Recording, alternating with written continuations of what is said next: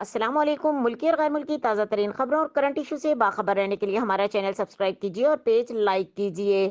رخ کریں گے سائی وال کا، جہاں سے رپورٹ کر رہے ہیں ہمارے نمائندے Ali Raza.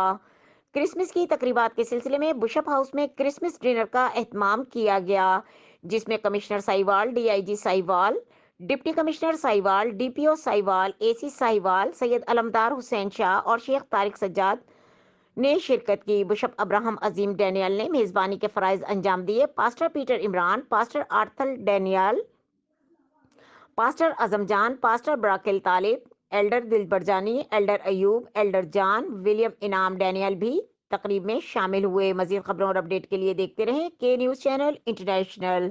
Thank you sir, بہت مبارک جی۔